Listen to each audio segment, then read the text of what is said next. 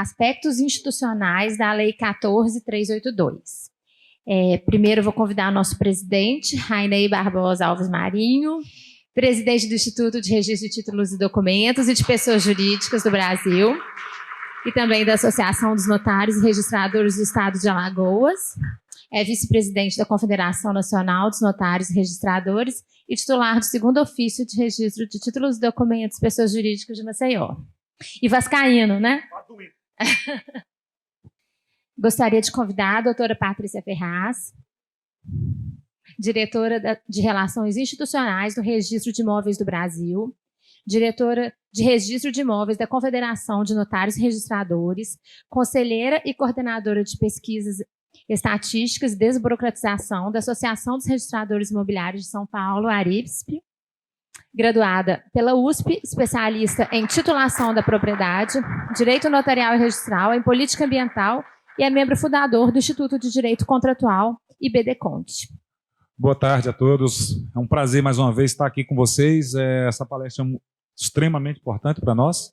Fazer um raio-x da Lei 14.382, oriunda da medida provisória 1085. E a gente, como modelo de exposição e trabalho, a gente resolveu fazer junto com a Patrícia um revezamento das informações, porque essa lei foi oriunda de dois grupos de trabalho, aliás, um grupo de trabalho, mas eram dois grupos que trabalhavam paralelamente em situações diferentes. Um deles trabalhava a 1085 e Patrícia fez parte junto com o colega Robson, que está aqui presente conosco, e trabalharam junto nesse grupo de trabalho. E eu acho que o nosso modelo de fala vai ser assim: vou passar a palavra para a Patrícia. Patrícia inicia falando, eu vou entrar depois mais na área política, na tramitação da MP 1085, depois ela retorna e finaliza isso versando sobre cada ponto da medida provisória. Patrícia, por favor. Boa tarde a todos.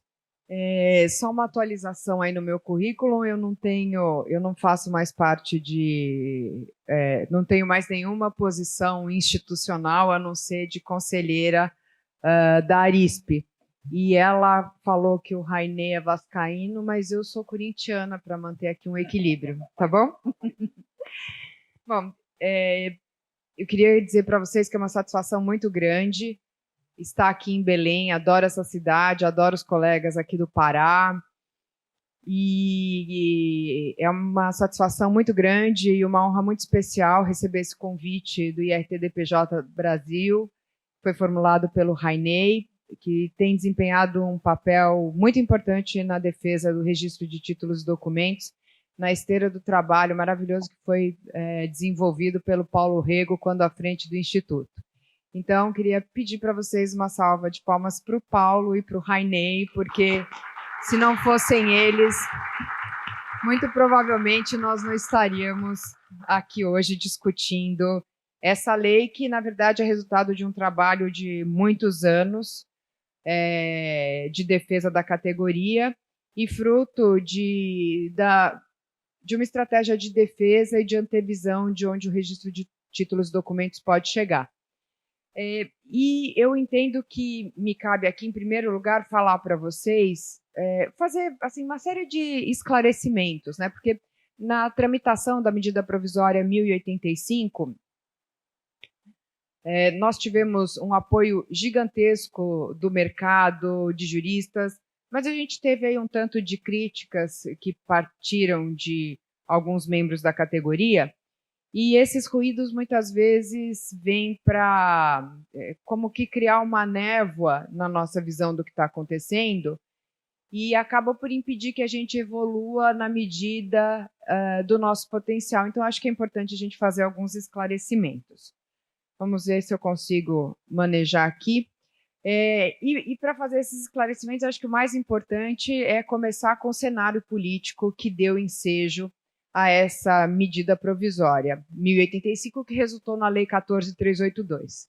Como vocês todos sabem, há muitos anos a gente tem um embate no sistema registral entre a CETIP, né, então CETIP, antes era GRV, não é? GRV, que depois virou CETIP, que agora é B3, no sentido de que esta organização, que começou pequena ou não tão grande, agora se transformou numa gigante do mercado, com a intenção de ir minando as atividades, as atribuições do sistema de registros públicos, para colocar dentro do seu portfólio de atividades a atividade de registro de garantias, pelo menos. E desde há muitos anos, nós temos feito, e digo nós, porque eu estou me inserindo nesse grupo, mas estou falando nós todos, mas muito especialmente os nossos representantes institucionais, como o Paulo Rainey, o Robson e outros tantos, não vou nominá-los todos na pessoa do Rainey aqui para ficar mais fácil.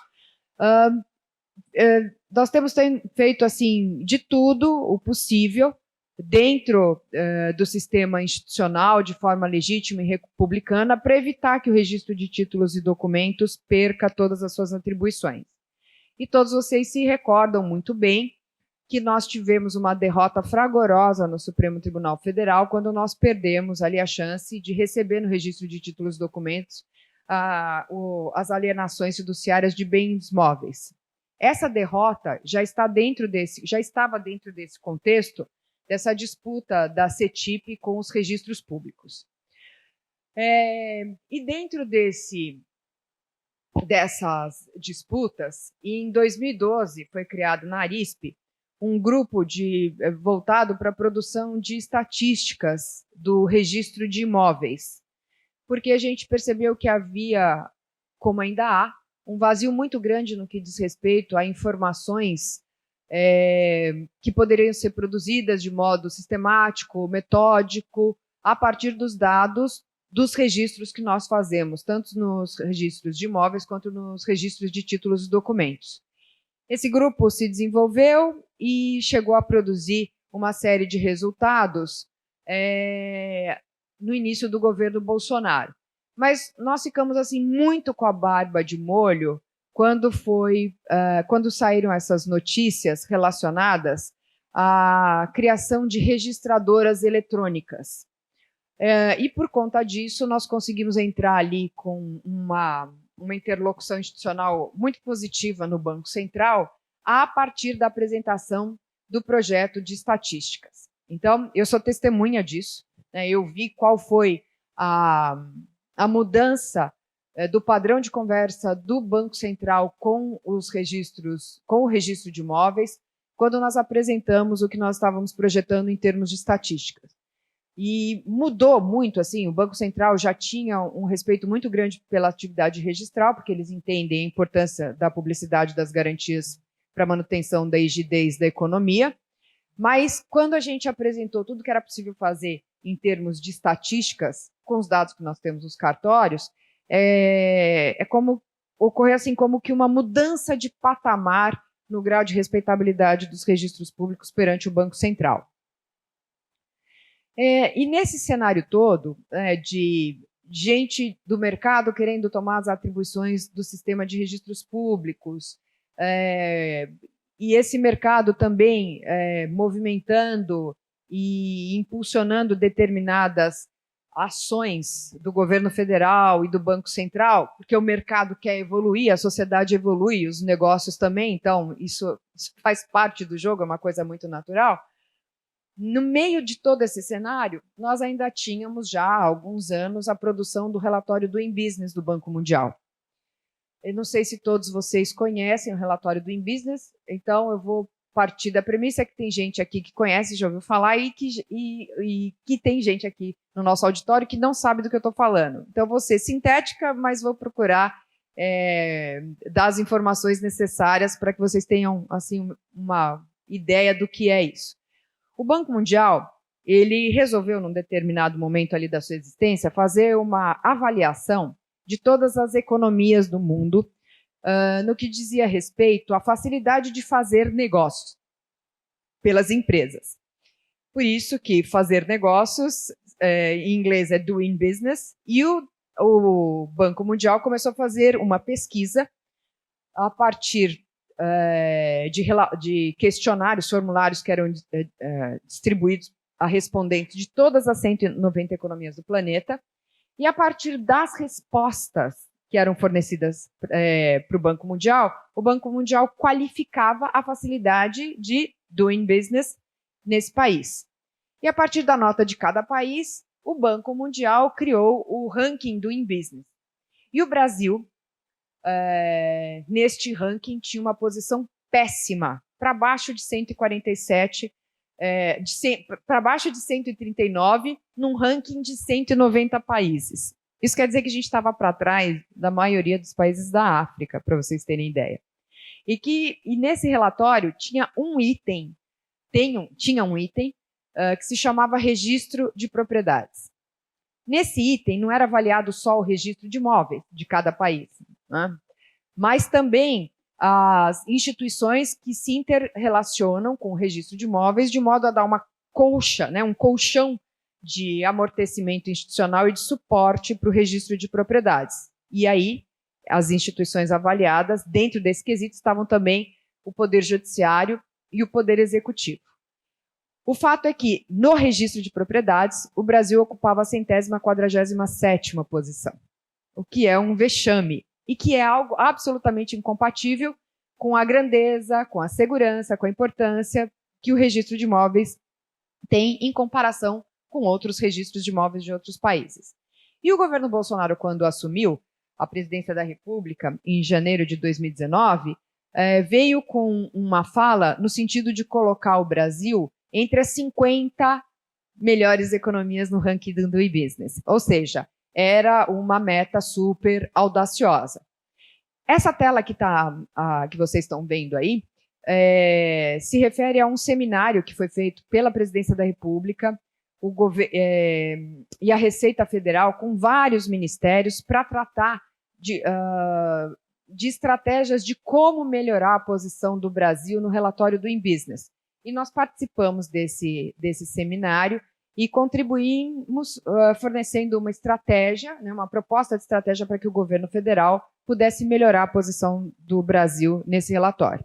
E eu quero dizer para que o governo federal encampou totalmente essa estratégia e seguiu passo a passo tudo que foi recomendado que fosse feito.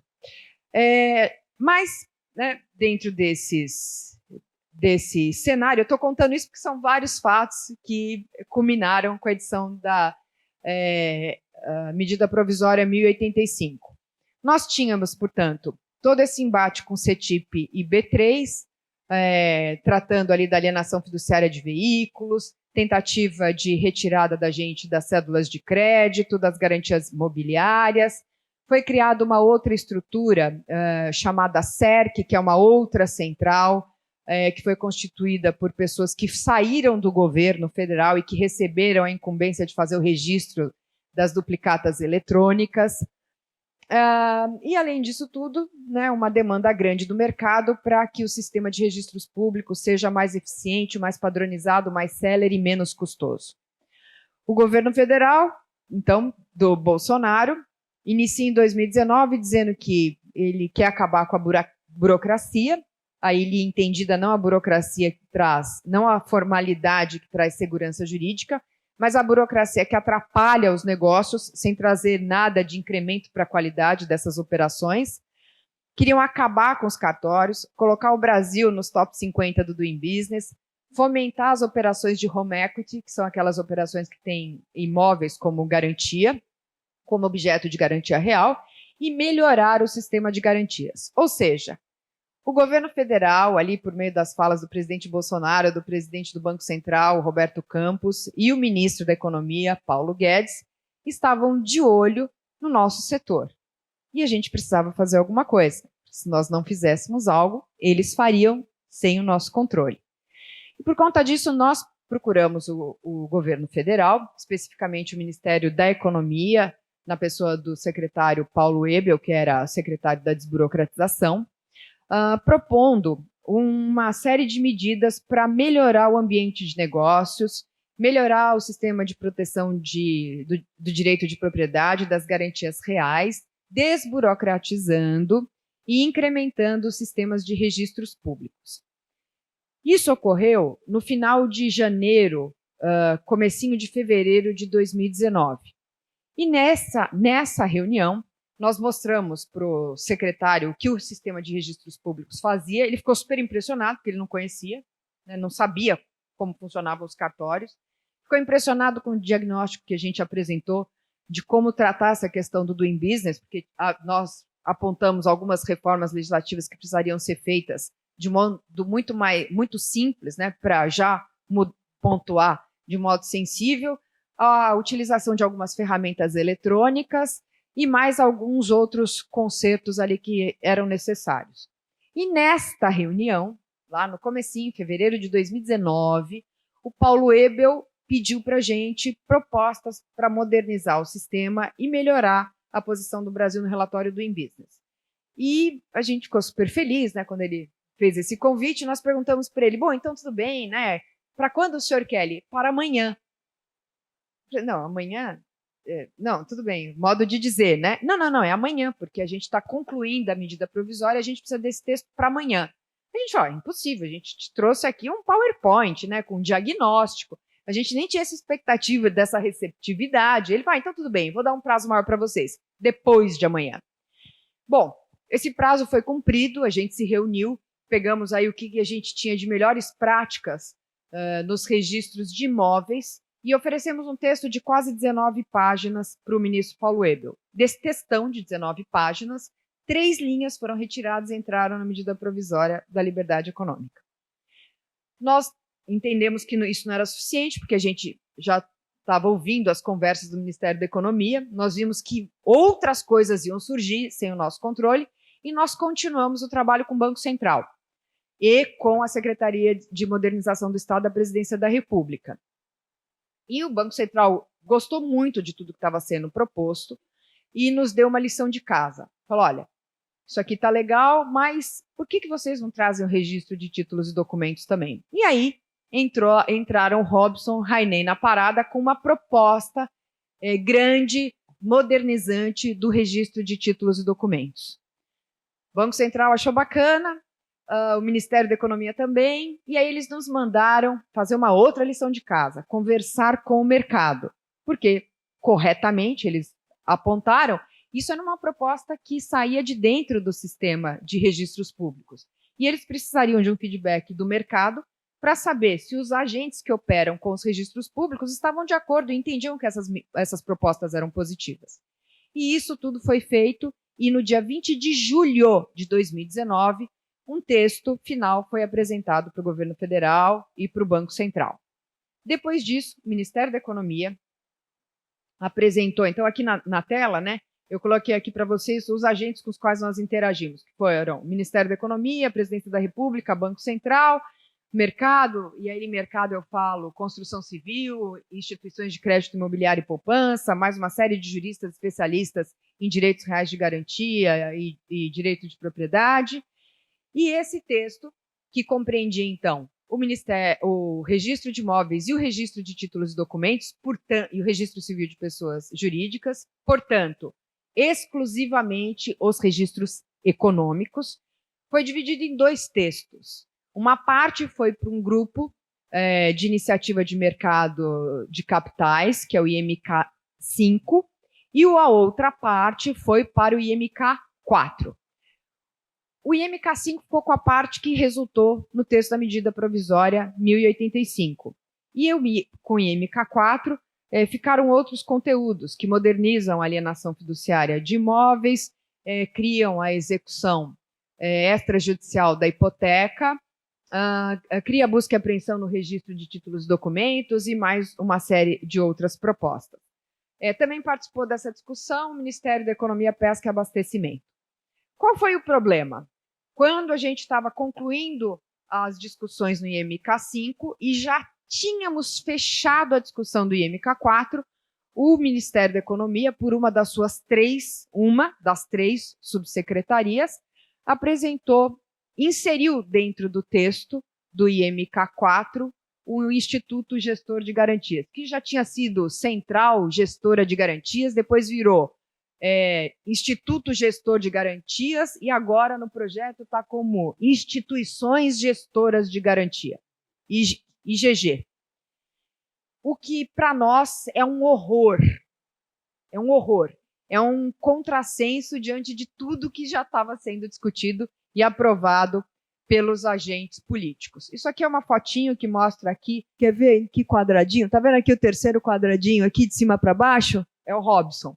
Essa é uma foto que eu tirei da tela da entrega formal do texto para o governo federal e que foi feita no meio da pandemia. Então, na verdade, a expectativa que nós tínhamos é que esta medida provisória, 1085, sairia lá em 2019, no máximo em setembro. Mas aconteceram várias coisas, o texto foi para o CNJ e várias coisas que não estavam no texto e que não necessariamente são boas para nós acabaram entrando nesse momento.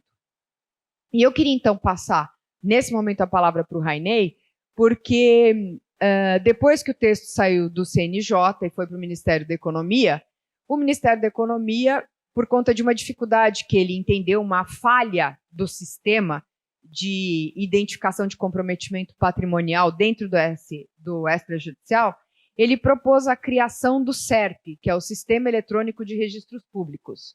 E como trata de registros públicos, o Ministério da Economia entendeu por bem colocar lá o registro civil de pessoas naturais. Eu achei o máximo, porque a gente já devia ter feito isso há muito tempo. Mas o problema é que eles não conversaram com os russos, né? Colocaram o registro civil de pessoas naturais sem ter feito toda essa parte de interlocução com o registro civil de pessoas naturais. E, depois disso, a medida provisória foi logo apresentada no Congresso Nacional, e a gente teve ali uma série de embates que foram capitaneados no registro de títulos e documentos, com uma interlocução super eficiente com o registro de imóveis, pelo Rainey, a quem eu gostaria que contasse para a gente um pouco disso. Pois bem, vocês perceberam que são dois projetos, né? É a medida provisória 1085 e 4188, né, Patrícia? Perceba que são dois projetos. Então, quando o projeto sai do CNJ e vai para o governo e é editada a medida provisória 1085, foi um susto, né? Porque nada daquilo estava no texto que a gente tinha discutido antes, e foi um corre-corre muito grande. A gente tomou um susto grande, alguns colegas não entenderam, né? Acharam, inclusive, que tudo que foi conversado com o Ministério da Economia foi discutido nos grupos de trabalho, tinha incluído, a gente tinha visualizado a SERP lá atrás, né? A gente não tinha visualizado isso, não era essa a intenção, mas saiu. E quando chegou no Congresso Nacional, foi um susto muito grande, porque quando chegou lá, caiu como uma bomba no Congresso Nacional e foram apresentadas mais de 300 emendas, emendas de todo tipo, qualidade e sorte, de todo tipo de segmento. Foi uma luta no Congresso Nacional e a face mais cruel da nossa categoria, que a gente tem que resolver isso em algum momento, foram os embates que nós tivemos com a própria categoria dentro do Congresso Nacional. Essa é a parte mais cruel. A gente tem que resolver isso entre nós em algum momento. Em algum momento a gente tem que sentar, botar a cabeça no travesseiro e entender que às vezes quem prejudica mais a nossa própria categoria somos nós mesmos. E foi o que aconteceu no Congresso Nacional. Foi nomeado o relator, o Wellington Roberto da Paraíba, e começou-se a interlocução com o Wellington Roberto, com aquela tremenda gama de emendas, uma loucura, gente correndo de deputado em deputado, deputados apresentando emendas, outros não. Deputado muito amável e conhecido do RTD, deputado Dali Corrêa, apresentou emenda retirando de nós o arrendamento mercantil, né? Arrendamento mercantil. Nós corremos no Eli, como é que você faz isso conosco? O Eli apresentou essa emenda, infelizmente ele fez isso, apresentou essa emenda, nós corremos lá, conseguimos tirar essa apresentação lá, foi tramitando lá no Congresso Nacional, corremos em outros e visitamos o deputado Isnaldo Bulhões, na época. René, e é só importante vocês saberem que a emenda que retirava o arrendamento mercantil nem foi amigo. Tirava o arrendamento porque para proteger as registradoras. Elas, né? Então, o que acontece? Aí fomos ao deputado Isnaldo Bulhões, foi muito curioso isso. Eu acho que quem foi comigo no Isnaldo Bulhões foi o Vladimir, eu acho que o Roberto foi também comigo. Roberto? Sônia, né? Sônia também foi. Aldrey foi também comigo lá, fomos muito bem recebido por ele, né? Muito bem recebido pela liderança do PSDB também, não foi, Roberto? Muito bem recebidos e começamos um trabalho lá de formiguinha. E foi engraçado, na conversa que tive com o Isnaldo, na época, com o deputado Isnaldo, ele fez, mas olha, vocês já falaram com o relator? Né? É bom vocês, todas essas especificidades que vocês estão discutindo aqui, tem que ser falado com o relator, e o relator era o deputado Wellington Roberto. E a gente não conseguia ter acesso a ele nas conversações com ele. E esse texto foi mudado da noite para o dia, né? Da noite para o dia, o Wellington apresentou um primeiro texto que era bom, não era ruim, a MP. E perceba, a gente começou a viver num cenário que a MP, do jeito que saiu do governo, estava boa. O cenário nosso era esse, já não era bom, né? E o cenário era esse. E o Wellington apresentou um relatório às 4 horas da tarde, de um dia. O relatório era bom, não era ruim. E ele mudou o relatório às 11 da noite. E o relatório era terrível. Terrível não só para o RTD, mas terrível para todas as categorias. Muito ruim o relatório. E foi um desespero, um corre-corre para lá e para cá.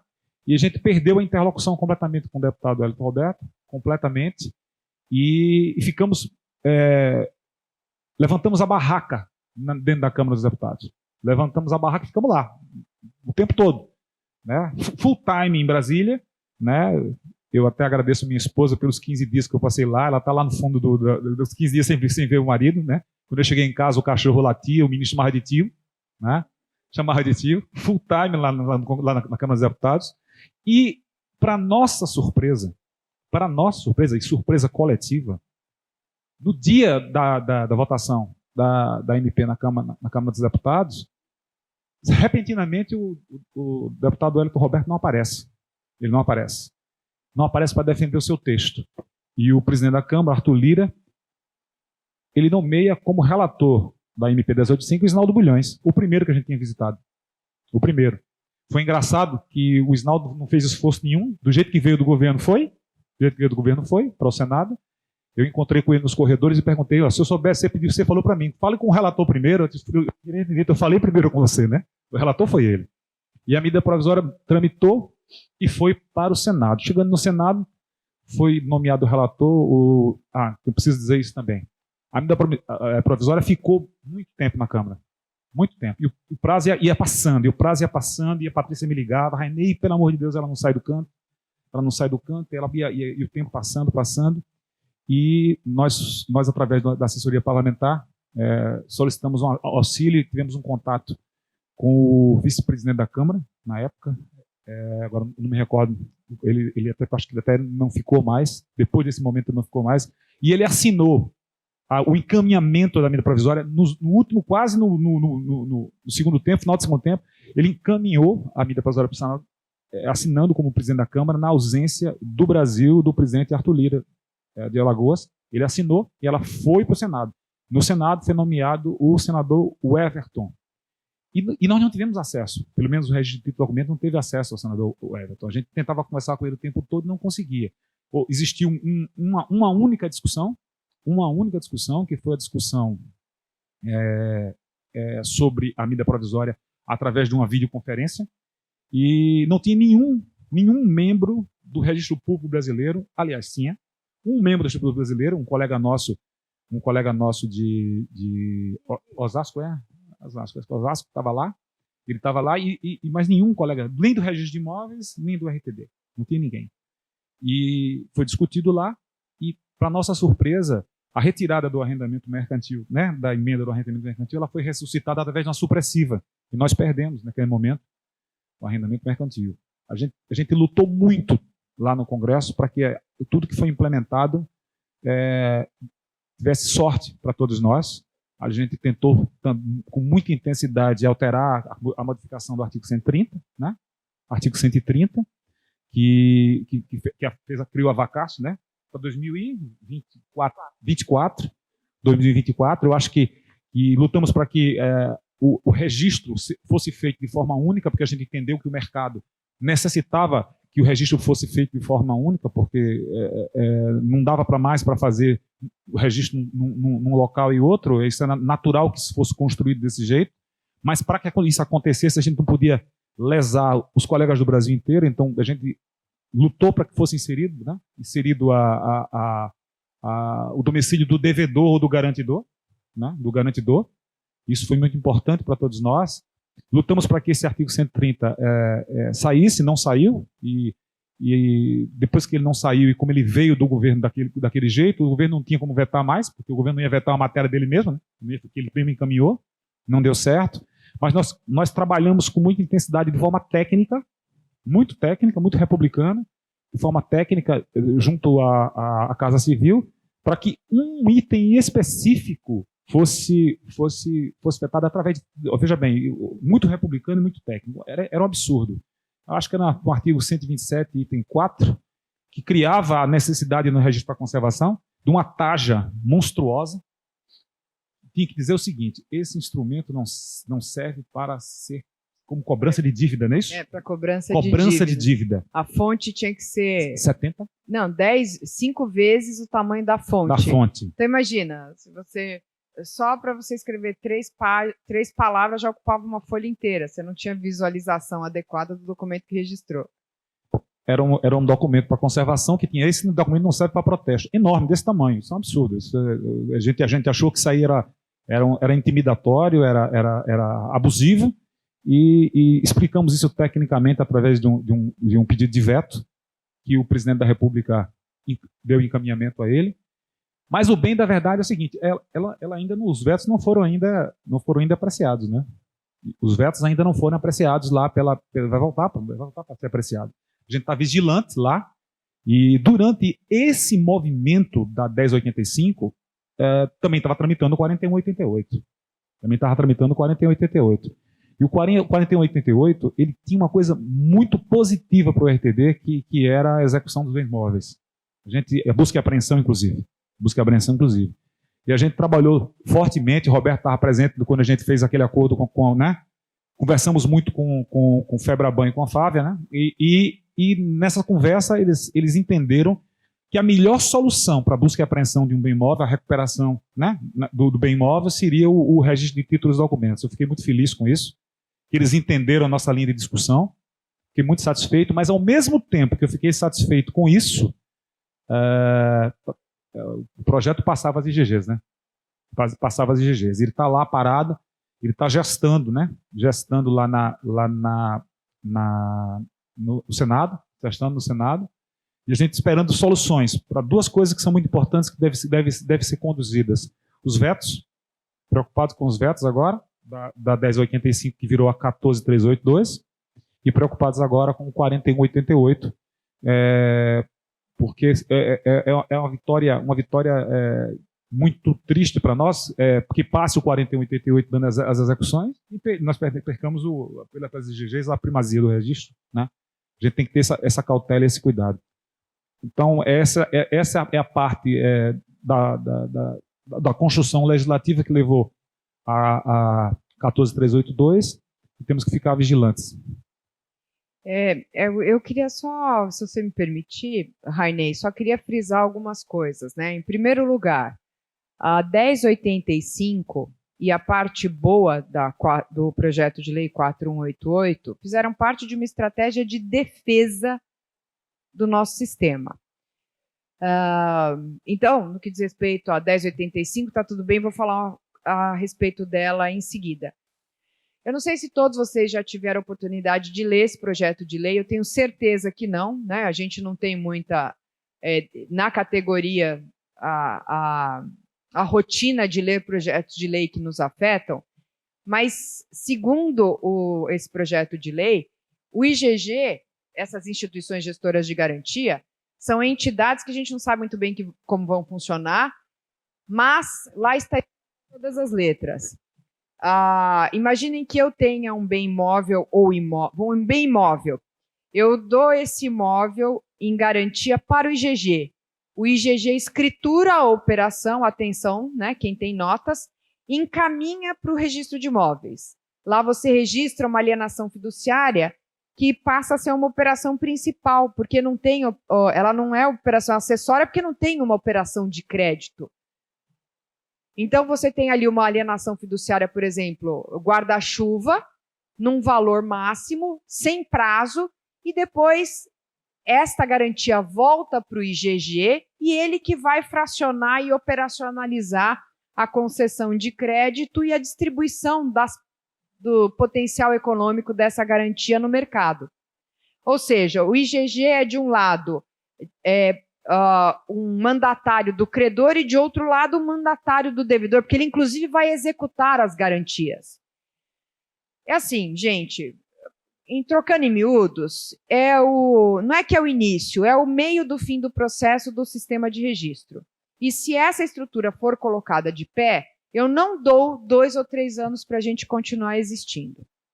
E por que eu estou falando isso? Porque, da minha perspectiva, né, eu divido isso com o Rainey, com os colegas de RTD que estão mais próximos, nós não temos nenhuma outra alternativa que não derrubar esse IGG, ainda que isso custe o texto do 4188 inteiro, que a gente pode voltar com ele numa segunda oportunidade, mas se o IGG passar, a gente não vai conseguir tirá-lo do ordenamento jurídico. E a gente precisa, com urgência, vou repetir para quem não ouviu, com urgência, implementar no âmbito do registro de títulos e documentos, PJ, e também do registro de imóveis, tudo que está na 1085.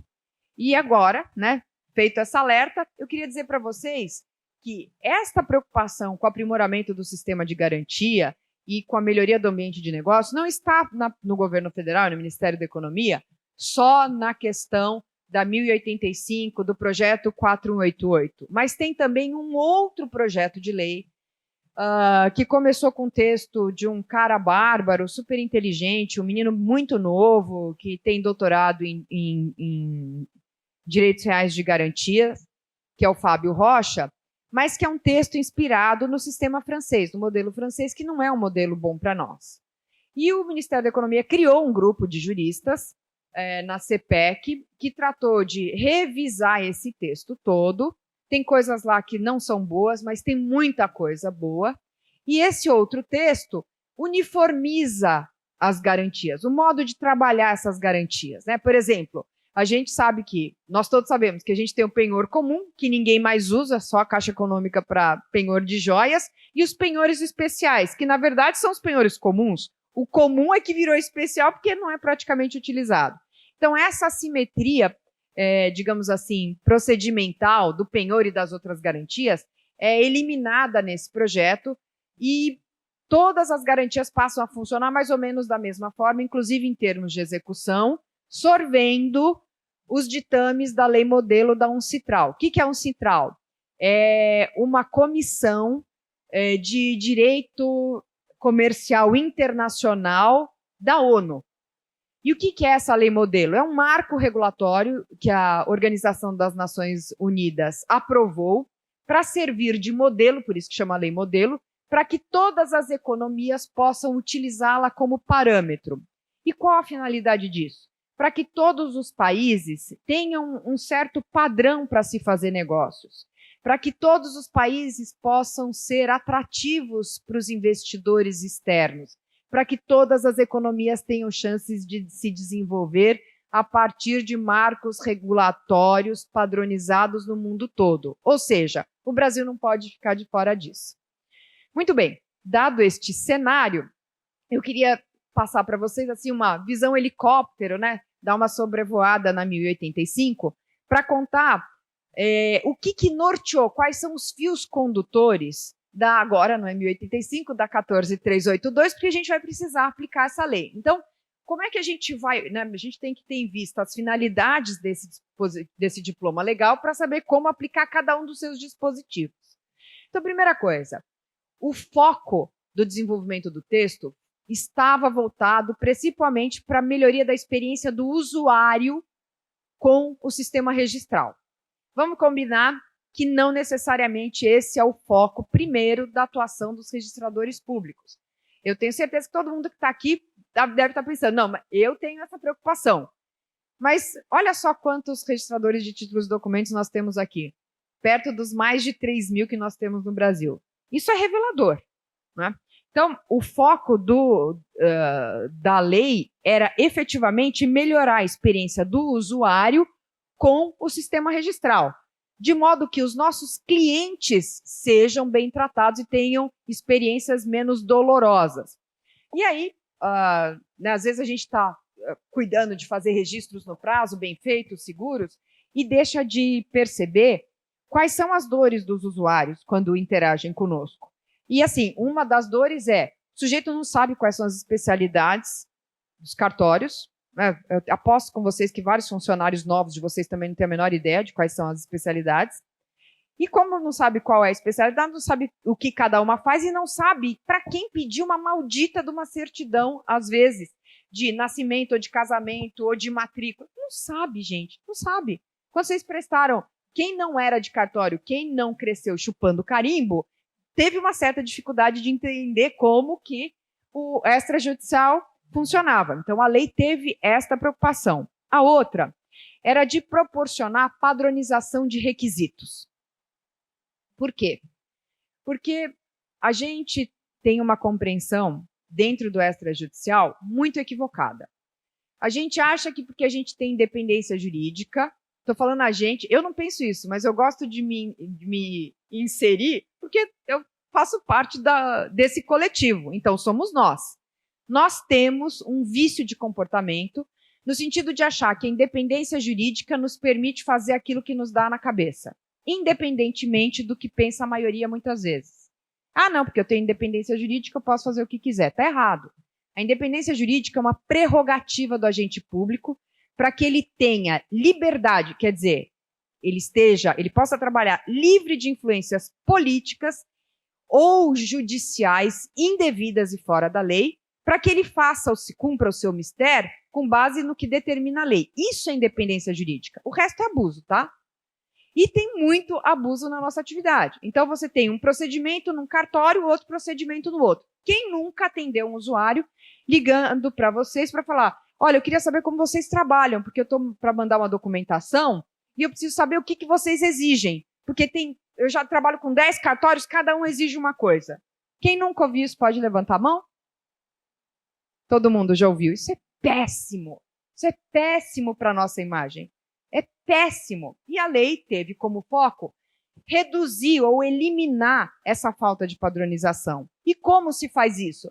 Não é colocando na lei, porque a lei está lá, a lei federal está dizendo quais são os requisitos. E mesmo assim tem gente que cumpre e tem gente que não cumpre. A forma mais suave que a gente tem experimentado nas nossas atividades de padronizar a atuação dos registradores de imóveis e também dar um tanto de padronização na interação dos usuários conosco se dá por meio do uso de ferramentas de tecnologia da informação. Você tem os campos pré-determinados, então você tem que preencher aquele campinho lá, porque senão o documento não sobe. Então, uso de ferramentas eletrônicas. Segundo, aprimoramento dos processos de trabalho, né? Que no jargão inglês do mercado, o pessoal chama de workflow. Então, imagina o seguinte, o sujeito vai numa operação de crédito, seja de garantia mobiliária ou imobiliária, financeira ou não. Ele chega lá no banco, se apresenta, o Rainei senta lá e fala, tem uma dívida aí que eu tenho que pagar, preciso de um empréstimo de 50 mil reais. O gerente pega lá, colhe os dados do Rainei. Rainei, o que você vai me dar de garantia? Ele vai falar, olha, vou te dar de garantia uma casa que eu tenho e mais uma safra de milho que eu vou colher daqui 6 meses. E aí, o gerente do banco faz o quê? Coloca todos esses dados do imóvel no sistema dele e também os dados da safra de grãos, não é isso? Ele coloca lá no sistema, o sistema aprova. O que ele faz com isso tudo? Imprime 30 e tantas laudas, não é? Aí, Rainei põe isso embaixo do braço, ele ainda não usa central, leva lá no cartório de registro de imóveis, depois ele leva no registro de títulos e documentos. Cada um desses cartórios pega esses dados que estão lá no papel, colocam nos seus sistemas, aqui no registro de imóveis, no registro de títulos e documentos também, depois tem que conferir para ver se não pôs errado, qualificam o título, fazem o registro. Aí o que o cartório faz? Emite uma certidão de papel. Rainei pega a certidão de papel, leva para a instituição financeira, que pega aquela certidão, vê os dados do registro, data, tarará, tarará, coloca no seu sistema e entrega o dinheiro para o Rainei. Não é assim que funciona? Isso é ridículo, não é? Se tem o sistema da instituição financeira e tem o sistema dos registros públicos, os registros públicos e o mercado têm que agir de forma inteligente para reduzir custos, para fazer com que as etapas antecedentes sejam utilizadas de modo eficiente pelas etapas posteriores. O que eu quero dizer? O sistema do banco tem que conversar com o sistema do cartório. Ele manda um documento eletrônico com os dados, as variáveis das operações, da operação que ele está formalizando. a gente imputa isso para o nosso sistema, fazemos o registro e depois a gente devolve uma certidão eletrônica com dados estruturados, com metadados. Isso é a forma de um profissional maduro trabalhar, né? A nossa importância não está em ficar olhando um monte de papel idêntico, cópia, impressões padronizadas de contratos que não mudam. Isso é tolice. Para eu ser fina, tá? Tem um outro nome que eu utilizaria, mas eu não vou utilizar. Patrícia, isso é tolice. E veja como é interessante, a gente tem diversas ferramentas, a central do RTDPJ Brasil é uma ferramenta maravilhosa, e eu ainda me deparo com algumas coisas que me surpreendem. Eu fui dar uma palestra recentemente em outro estado, e ao chegar nessa palestra, o cidadão disse: eu adoro a sua central, adoro a central. Os documentos eletrônicos vêm perfeitos para que a gente faça o registro, e eu sempre faço, eu imprimo e faço o livro. Meu amigo, ele vem assinado em CP Brasil, ou vem assinado com assinatura avançada, e você imprime para colocar no livro? Não é. A gente tem que começar a entender o momento de disruptura. Se a gente não entender esse momento de disruptura, de mudança completamente, a medida 14382, ela faz com que ela impulsiona o registro público brasileiro, impulsiona o RTB aí para esse caminho da modernidade. Olha só, a 14382 é tão importante que eu digo a vocês o seguinte: ela é aquela que vai nos levantar, mas olha, a gente tem que ter muito cuidado quando for levantar, porque muita gente quando levanta, escorrega e cai, tá? Então nós temos tendo uma oportunidade agora, cabal, de mudar a face do registro público brasileiro, dando celeridade e segurança jurídica. E a gente tem que encampar isso. Tem que defender isso com força no CNJ, porque aqui a legislação que seja oriunda do CNJ, a regulamentação, seja proativa e facilite tanto a vida do cidadão, da sociedade, como a nossa. Bom, então eu falei do processo eletrônico. E o coração desse processo eletrônico, dessa comunicação eletrônica, é importante que eu diga aqui para vocês. No registro de títulos e documentos, no registro de garantias mobiliárias, vários países já atuam assim. API, é documento eletrônico com dados estruturados, né? Eu só vou chamar daqui para frente documentos eletrônicos com dados estruturados de DED, para não ficar uma coisa muito grande. E o DED é o coração dessa conversa de sistema para sistema. E aí, quem lê tudo que se publica na nossa categoria pode perguntar o seguinte: mas, Patrícia, isso não é um risco? Isso não é uma redução da função qualificadora do registrador? Essas notices não são um problema? Isso não é uma americanização do sistema de registro de garantias aqui do Brasil? A gente não está copiando uma coisa ruim que está vindo dos Estados Unidos? E aí eu vou responder para vocês a minha opinião, com base em tudo que eu tenho ouvido do governo, do mercado, de juristas, e do que eu ouço também dos meus colegas registradores. Não, não, não, não e não. Não é nada disso. Tem algum registrador de imóveis aqui? Tem? Você registra a escritura inteira na matrícula? O que você registra? Um extrato. Mais alguém? Você registra extrato ou a escritura inteira? Só extrato. Isso faz com que nós sejamos menos importantes? Não. A nossa importância não está em fingir que você lê 34 páginas padronizadas de uma operação padronizada. A nossa importância está no cumprimento da aplicação de todos os princípios registrais que são aplicados também nas variáveis do contrato. A minuta não muda. O que muda são as variáveis. E as variáveis falam com os princípios da especialidade, com o princípio da continuidade, com o princípio da prioridade, e é essa que é a nossa função. Os extratos, gente, eles são, na verdade, uma forma inteligente, estratégica, de tratar operações padronizadas de modo padronizado. Se eu tenho uma compra e venda papai com mamãe, que não muda nada, não tem nenhuma cláusula, o registrador não tem que inventar moda. Se eu estou fazendo um registro de uma alienação fiduciária, de uma cessão fiduciária de direitos creditórios, com um boletinho de cartão de crédito, eu tenho que registrar exatamente do mesmo jeito que o Rainey. E se nós trabalharmos de modo padronizado, a partir do emprego maduro, sério, profissional de ferramentas de tecnologia da informação, nós vamos ser muito mais eficientes, muito mais rápidos, o nosso custo operacional vai cair, ou seja, a gente só vai estar sendo inteligente. Nós não estaremos sendo menos. A gente não engana todo mundo o tempo todo. E nós precisamos deste salto de qualidade.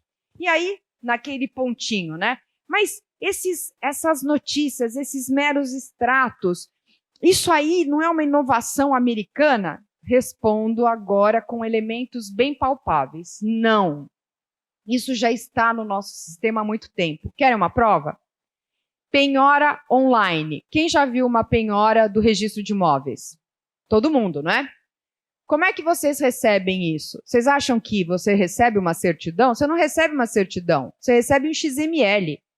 É que a gente não vê o XML. Os nossos sistemas foram desenvolvidos para que o DED, que sai do judiciário, entre na nossa tela com uma versão inteligível. Mas é um DED que vem do Poder Judiciário. Quer mais um? Indisponibilidades.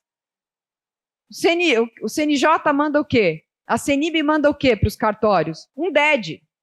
O que os registros de imóveis têm registrado nas operações de compra e venda com financiamento imobiliário no FAR? Mais de 200 mil registros já?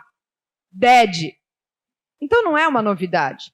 O que é novidade, e é único no mundo, é que o emprego do DED começou no registro de imóveis.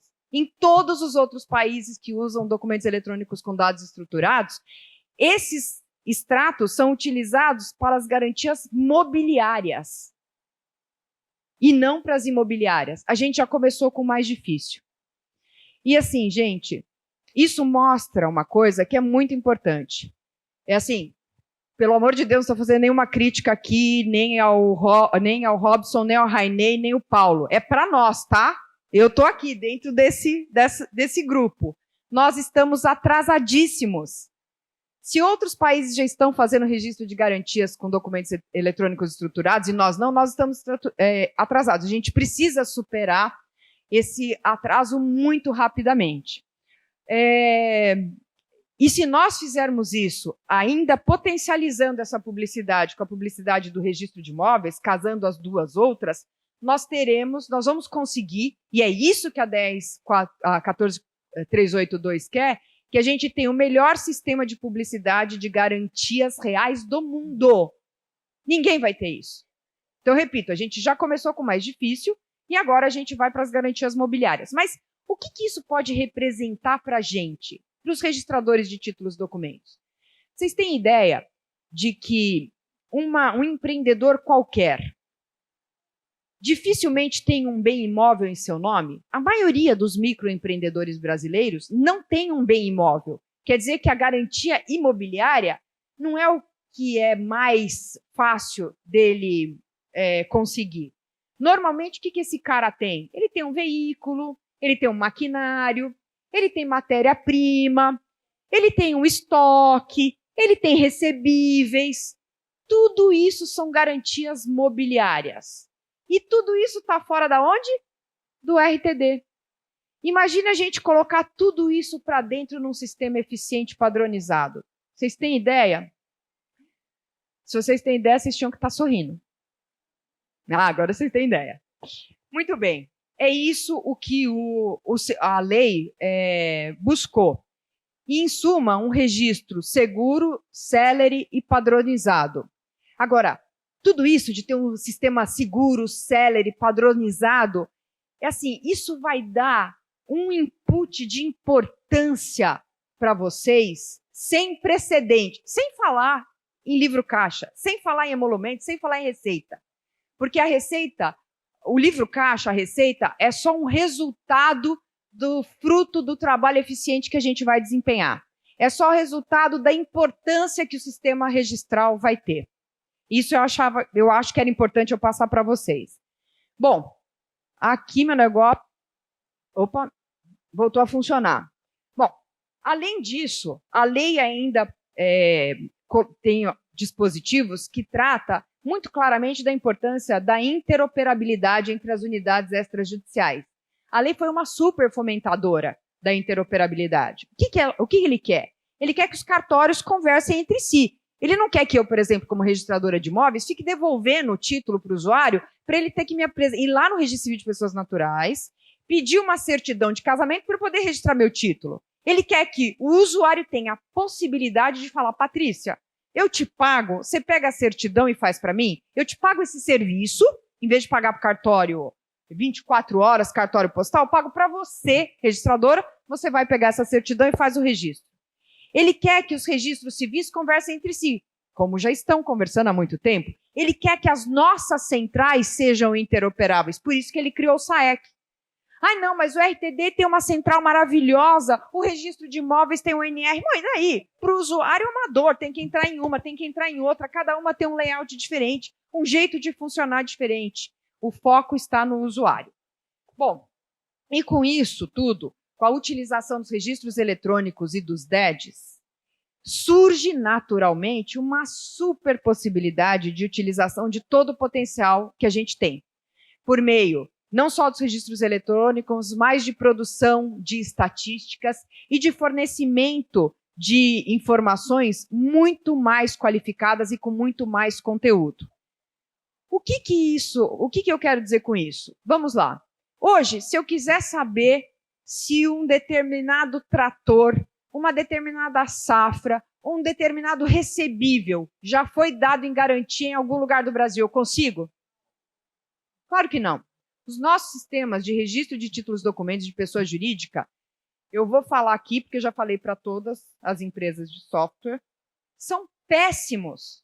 Eles não foram modelados de acordo com uma construção jurídica adequada. Então, não tem nos sistemas um rol de direitos reais e um rol de objetos. Você não tem campos próprios para os direitos. Ah, é uma cessão fiduciária, é uma alienação fiduciária, é um penhor, é um arrendamento mercantil. Não, é uma bagunça. E você não tem uma conexão adequada entre esses direitos de garantia com os seus possíveis objetos. O que eu quero dizer com isso? Que os sistemas não têm campos apropriados, padronizados, a partir de uma taxonomia pré-definida, para que a inserção dos dados seja padronizada por nós. Por exemplo, se o Rainey, nesse empréstimo que ele foi contratar, ele estiver dando uma prensa, o sistema tem que ter um campo lá. Tipo de máquina, prensa, fabricante, Schuller, número de série, tal, ano de fabricação, tal, modelo, prensa XPTO. É dessa forma que os bens móveis vão ser encontráveis e o sistema de registro de títulos e documentos vai explodir em importância. Bom, além disso, né? Bom, já falei da melhoria da publicidade, vocês já entenderam, deixa eu correr aqui porque meu tempo acho que já acabou. Agora, isso tudo que eu estou falando, enquanto eu estou falando, vocês já estão se sentindo no mundo novo do registro? Só que isso não acontece de uma hora para outra. Isso demanda investimentos. Isso é uma concepção visionária de gabinete, de quem está numa posição privilegiada, porque quando a gente sai daqui de Belém, do Pará, se a gente entrar 5 quilômetros daqui da onde a gente está, muito provavelmente dentro da cidade, a gente vai encontrar um monte de excluídos digitais. Pessoas que têm uma tremenda dificuldade de acessar a internet e de usar ferramentas digitais. Aí alguém vai falar assim, Patrícia, mas a população brasileira super usa o WhatsApp. Como que você está falando que o brasileiro tem dificuldade de usar ferramentas digitais? E aí eu vou responder. O WhatsApp bomba no Brasil porque é mensagem de voz. Pede para o pessoal escrever. Não é? Agora imagina a dificuldade dessas pessoas para migrarem imediatamente de um sistema eletrônico para um sistema analógico, para um sistema digital, para um sistema eletrônico. É muito grande. E isso é um desafio para nós, porque nós vamos ter que educar os nossos usuários a fazerem isso. Eu já estou fazendo. Os meus documentos de títulos, todos os que entram pelo balcão são registrados na hora, no dia, tem norma em São Paulo para isso, e eu devolvo no mesmo dia. Os de pessoa jurídica, eu uso uma ferramenta maravilhosa da central, como é que chama? Entrega eletrônica. O usuário chega com aquela papelada de pessoa jurídica, eu tenho um guichê próprio, o documento é digitalizado ali na frente do usuário, a gente cadastra o usuário na central, já fornece para ele o protocolo e a senha, mostra para ele como que ele trabalha na central, ele pega o documento físico e vai embora. Ele vai receber o documento eletrônico registrado com a certidão eletrônica. E eu não consigo imaginar trabalhar de outro jeito, gente. Eu pago o IRTD lá em São Paulo, eu pago o ONR, gasto uma grana para manter minha estrutura eletrônica. Para mim seria burrice eu não fazer desse jeito, porque aí eu estou duplicando o custo. Custo do atendimento físico e custo do atendimento eletrônico. Se eu quero ter um sistema top, que vá produzir estatísticas, que seja maravilhoso, que seja tudo eletrônico, só com base de DED, eu vou ter que ajudar meu usuário. Ele é meu cliente. Eu preciso ajudá-lo a superar essa dificuldade na migração, que vai ter que ser gradual, mas vai ter que ser completa. E qual que é o foco, né? Onde que a gente quer chegar com isso? A gente quer chegar na contratação de crédito via mobile, celular. Eu não quero que o produtor rural, que o empreendedor que está vendendo cachorro-quente lá no centro comercial, que ele tenha que sair de lá para ir na instituição financeira e depois ir para o cartório. Hoje as fintechs estão bombando. Se o cartório não entrar nesta vibe de fazer registros eletrônicos a partir de DEDs, com a aplicação das ferramentas eletrônicas que estão disponíveis e com a aplicação aí dos preceitos da medida provisória 2.200 e agora com a utilização das novas assinaturas, inclusive as avançadas, a gente vai ficar de fora. As registradoras vão levar tudo. Então é importante, hoje você contrata com várias instituições financeiras operações de crédito sem garantia pelo celular. Se é possível a gente fazer aqui, o Sherman fazer uma transferência para minha conta de 2 milhões de reais do celular dele, por que ele não pode fazer um crédito de 5, 10 mil reais pelo celular e conseguir um registro de uma garantia real? É isso que o governo quer que a gente possa fazer. Bom, inclusive não só o registro, mas também os cancelamentos. Imagina a dor, o parto que a gente vai evitar para o usuário e para a gente em ter que trazer certidão atualizada de procuração, conhecimento de firma do que deu a quitação naquele financiamento, naquele empréstimo. Imagina a instituição financeira cadastra os seus prepostos na central e só entra na central o sujeito que já foi cadastrado, com certificado digital, e ele manda um documento eletrônico autorizando o cancelamento da garantia. Lindo, não é? Sorriso. Muito bem. Esses são, assim, os principais nortes dessa lei 10.478. A gente ainda tem dispositivos que tratam das assinaturas digitais, né, avançadas, como eu falei. Uso de tecnologias da informação para garantir a atualização dos sistemas, que é uma obrigação constitucional da gente.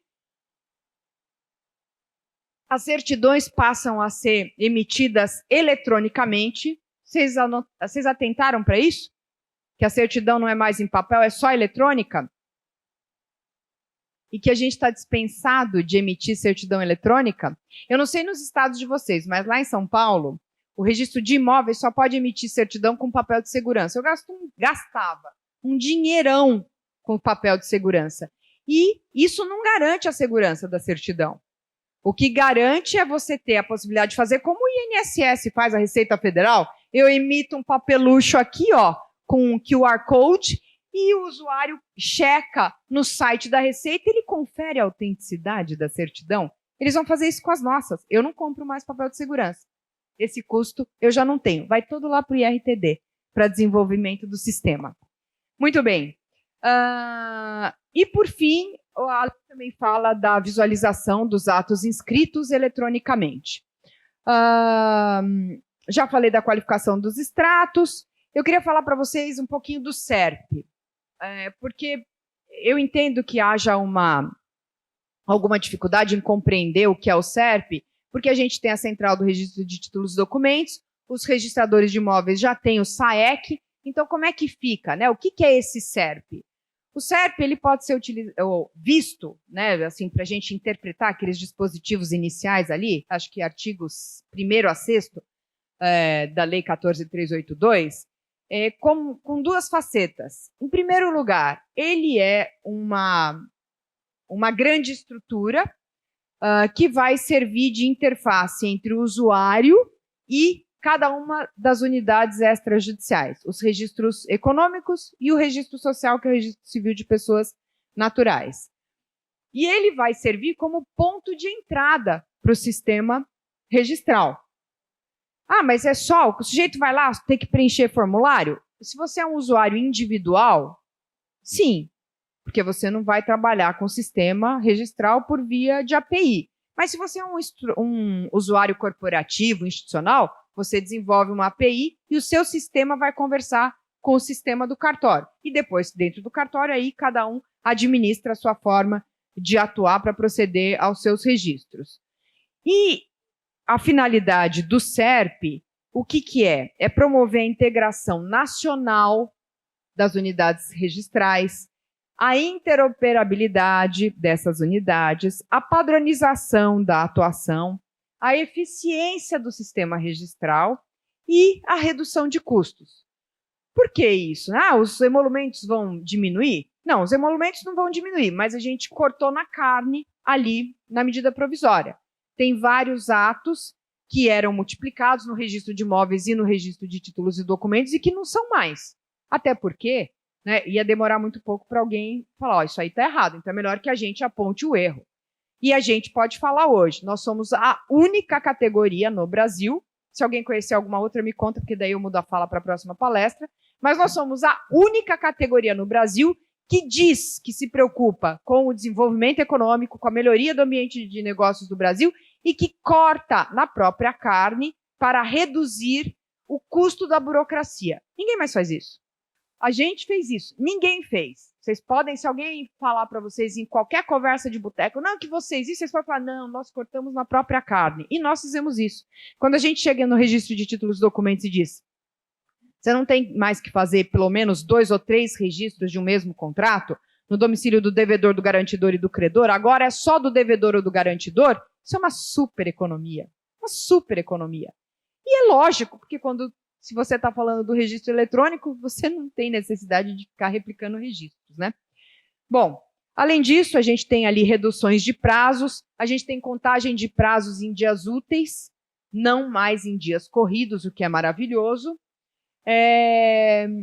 E a gente ainda tem ali, criada dentro do SERP, a Central Nacional de Gravames. Deixa eu ver aqui. É importante aqui a gente ressaltar que os padrões de tecnologia são todos definidos pelo CNJ. Ah, se vocês quiserem, eu compartilho depois. Tá? Não precisa ficar tirando foto, não. Eu mando tudo, tá bom? Pede para o André, aí eu compartilho com vocês.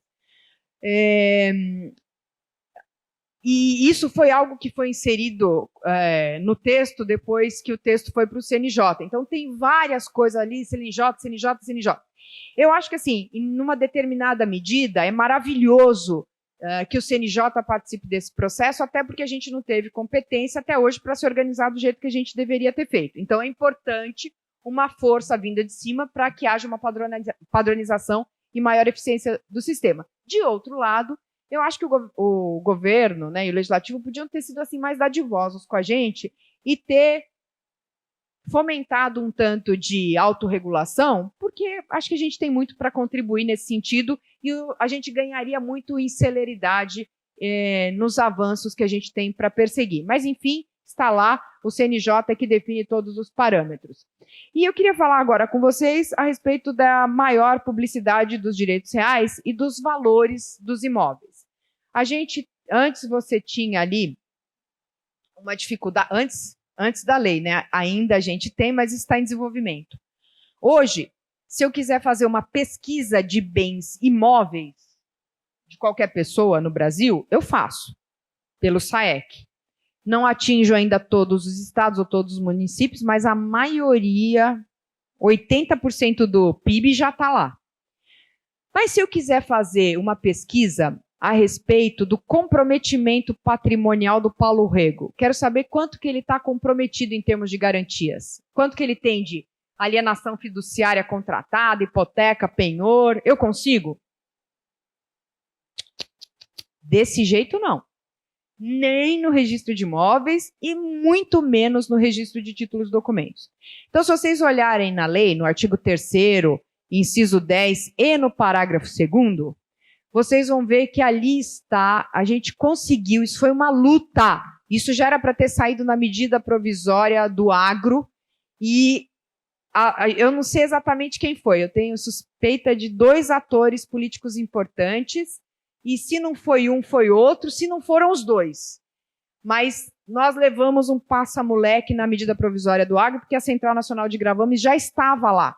Porque para a gente lutar com essa atuação das registradoras, a gente precisa entregar alguma coisa que eles não têm. E nós temos o acervo. Agora, esse acervo, que não cujo conteúdo não é encontrável, não serve para nada. É inútil. É inútil. Então, a gente registra, mas em termos de publicidade, é uma publicidade inútil, grosseira, do século XIX. O usuário, o devedor é que sabe onde tem o registro, que vai lá, pega uma certidão e entrega para o banco. Mas se o banco quiser pesquisar, ele não consegue. E para superar essa deficiência, a gente conseguiu colocar a Central Nacional de Gravames, que não está com esse nominho lá. Mas eu vou explicar para vocês como funciona, vocês vão ler o dispositivo, vocês vão falar, bem que ela falou. O nome é o apelido, mas a funcionalidade está lá. Como que funcionará a Central Nacional de Gravames? Em termos de busca, tá? Não vou nem falar de recepção de DEDs, tal, mas em termos de busca, que é o must. Você digita o CPF ou o CNPJ da pessoa que vai contratar uma operação de crédito, por exemplo. Pode ser qualquer operação. Posso estar querendo vender uma coisa para você, mas eu não sei se eu quero vender para uma pessoa que não tem dinheiro. Então, eu quero saber como que está a sua vida financeira. Então, qualquer operação, qualquer negócio jurídico que eu for fazer, que eu quiser saber quanto você está comprometido, eu entro na CNG e digito o seu CPF, ou se for uma pessoa jurídica, o seu CNPJ. E aí, a central emite um relatório com algumas informações a respeito das operações que representam o seu comprometimento patrimonial. Então, ela vai mostrar, por exemplo, que o Paulo Rego tem uma alienação fiduciária de um apartamento em São Paulo, a hipoteca de uma fazenda que ele tem em Minas, a alienação fiduciária de uma safra de uma área que ele arrendou na Bahia, o penhor de um trator e 3 títulos protestados porque ele deixou de pagar algumas contas de água e de luz. Isso vai estar no relatório. Não vai ter todos os dados, porque se o usuário quiser os dados todos, ele pede certidão de cada uma das operações que forem do seu interesse, mas o relatório vem na mãozinha dele. E aí vocês vão me perguntar, mas Patrícia, como é que esses dados vão subir para a central? É o seguinte, eu não lembro se está na lei, acho que não está, acho que isso deve sair na normatização, mas as conversas que a gente teve no governo e internamente é que todo o nosso acervo de registro de garantias, no registro de títulos e documentos, de 5 anos para trás da edição da lei, precisam subir. Porque na dinâmica mundial, 5 anos é um prazo padrão. Então, a gente vai ter que se preparar para fazer esse upload dos últimos 5 anos. E a partir dessas informações, então, é que a gente vai ter a possibilidade de emitir os relatórios. Não vi nenhum sorriso, a não ser o do Paulo Rego. Vocês não gostaram? Então, sorriso. Bom, vamos lá. Aqui está um modelinho de relatório da CNG. E é importante que vocês saibam. Mas essas ideias todas aí não são muito novidadeiras? Vocês não estão sendo muito audaciosos e irresponsáveis? Não. Quando a gente modelou a Central Nacional de Gravames, a gente fez um evento internacional e a gente chamou os principais atores de condução dos melhores sistemas de registro de garantias móveis do mundo. E eles ficaram apaixonados com o projeto e com a possibilidade de que a gente pudesse disponibilizar para o mercado pesquisa de comprometimento patrimonial, não só relacionados às garantias mobiliárias, mas também às imobiliárias, porque a CNG serve para os dois. Vem o relatório do registro de imóveis, do registro de títulos e documentos, pessoa jurídica, porque pode ter penhora de cotas, e também os protestos. Bom, aí a gente vai conteúdo de migração dos livros físicos para os eletrônicos, vamos poder produzir estatísticas e eu vou ficar muito feliz com isso. Isso aqui era uma propaganda do registro de imóveis, vou pular que já acabou meu tempo. E no que diz respeito às garantias mobiliárias, já falei bastante dessa tela aqui, a otimização também já falei, registro facultativo no RTD, a gente tem esse registro facultativo, não tem publicidade no estado de São Paulo há algum tempo, ele funciona muito bem e ele foi importado totalmente para a Lei 14.382. E ele hoje, ele é bem utilizado em São Paulo, no sentido de que há um bom controle por parte dos registradores, mas ele não é ainda um registro que está sendo utilizado em todo o seu potencial. Então, eu quero dizer para vocês que o registro facultativo vai ser uma fonte relevante de receita para os RTD se a gente souber trabalhar com mais essa atribuição. Já falei de um só registro, matrícula, e também tem a possibilidade da matrícula de bens móveis no registro de títulos e documentos, a respeito da qual eu acredito que o Robson vai falar com vocês amanhã. Bom, o que isso tudo representa, gente? Tem várias notícias que têm saído. Quando a MP foi apresentada, a gente teve várias notícias favoráveis. A gente teve, por parte do governo federal, um tremendo de um apoio. E uma das razões pelas quais a MP foi aprovada do jeito que saiu do governo federal é que, apesar da gente não ter tido acesso ao texto final, o cerne da ideia de promover e aprimorar os registros estava na medida provisória. E as emendas foram tantas, a gente enfrentou tantos embates desleais no Congresso Nacional, que chegou um momento o governo federal falou assim, chega, não vai aprovar com emenda nenhuma, vai aprovar na Câmara do jeito que saiu do governo. E foi o que aconteceu. Então, é importante que vocês recebam essa leitura, e eu faço essa leitura assim com muita tranquilidade. Eu entendo que nós somos super prestigiados pelo governo federal e a gente recebeu uma oportunidade sem precedente. Agora cabe a cada um de nós e a todos nós como um coletivo de registradores responsáveis constitucionalmente pela manutenção do nosso sistema e pelo seu constante aprimoramento, a colocar tudo isso de pé. Eu desejo a vocês todos, mais do que um bom evento, que todos vocês tenham muito discernimento e muita sabedoria para implementarem todos esses conteúdos e para atuarem institucionalmente sob a liderança do Rainey e das nossas outras lideranças estaduais, porque é óbvio, a gente precisa de gente trabalhando e a gente precisa de recursos. Isso não é uma faculdade, isso é uma obrigação que cabe a cada um de nós. Muito obrigada pela atenção. Gente, tem duas mulheres que eu reputo que eu posso usar essa palavra dentro do registro público brasileiro, que é a Sônia e a Patrícia, que eu digo que elas são forças da natureza, né? Vocês perceberam que elas têm uma intensidade muito grande, a Patrícia tem intensidade muito grande. Só para finalizar, Patrícia, já que a gente falou tanto em registro público, eu queria que a Andréa botasse uma tela da central, dos números da central. Bom, essa é a Central Nacional dos Cartórios de TD e PJ, uma central que foi desenvolvida, começou com o doutor Zé Maria Siviero, né, nosso amigo Zé Maria Siviero, passou pelo meu amigo Paulo Rego, nós passamos por uma angústia muito grande em 2019. Em 2019, a nossa central, ela mudou o acompanhamento tecnológico da central, nós ficamos com acompanhamento tecnológico, e aqui eu tenho uma homenagem muito grande ao nosso amigo Robson Alvarenga e o Rodrigo Pinto, que estão lá atrás, que fizeram essa central funcionar maravilhosamente bem, num ritmo acelerado de 3 meses. Parabéns ao Robson, parabéns ao Rodrigo. Nós estamos desenvolvendo, a CDT está desenvolvendo e irá depois fornecer as fontes para o Instituto Brasil, está desenvolvendo um software que vai se integrar perfeitamente à central, um software que nós vamos fornecer gratuitamente aos cartórios de TDs que não vão poder fazer. Isso é uma forma de integração que nós vamos ter, melhorar a forma de integração. Para aqueles que não têm, já tem software funcionando, vamos fornecer APIs, tá? O mercado não vai ficar desprovido, não vai ficar fora desse sistema.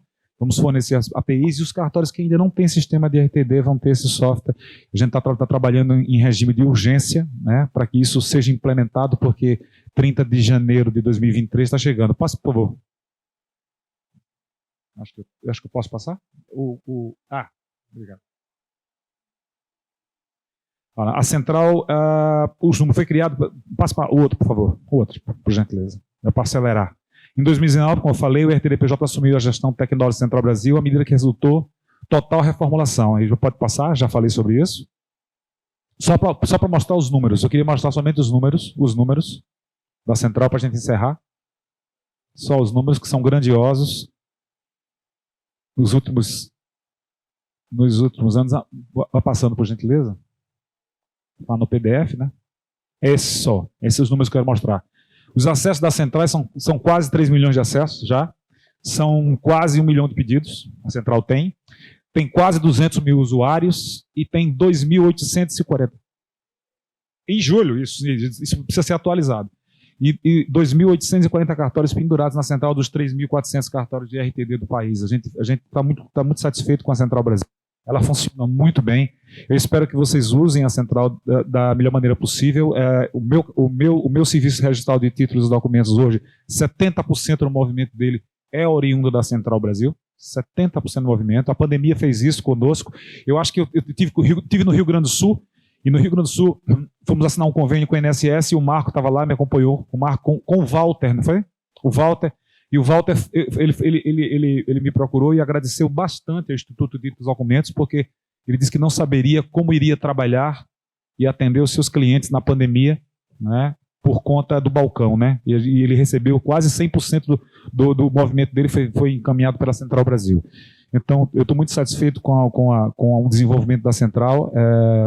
A 14382 está aí, o 4188 está aí. Nós, como a Patrícia falou, nós temos que ter uma responsabilidade muito grande com o que a gente quer, com o que a gente deseja, né? Hoje de manhã, um momento de manhã, Patrícia, você não acompanhou, mas o momento de manhã foi de disruptura negocial. Disruptura negocial. Falamos sobre essa disruptura e do mesmo jeito que estamos tentando falar da disruptura digital. E eu acho que é uma responsabilidade que nós temos. Temos que começar agora a pensar fora da caixinha em relação ao físico.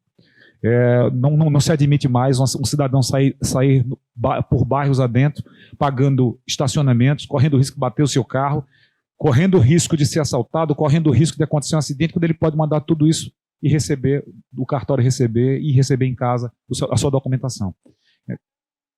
Ou pagando o intermediário, que é bem pior, né? Que é bem pior. Então eu acho que a gente tem que sair e pensar. Hoje foi um momento de disruptura. A 14382 faz isso, traz isso, o 4188 vai trazer isso, e a Central Brasil propicia a vocês isso, e essa nova mudança do conceito negocial também faz isso. Eu agradeço a todos vocês à tarde, às 18h30, é isso, Andréa? 18h30 nós temos hoje a abertura solene do evento. Quero contar com todos vocês aqui, e agradecer a excelente tarde e o excelente dia de hoje.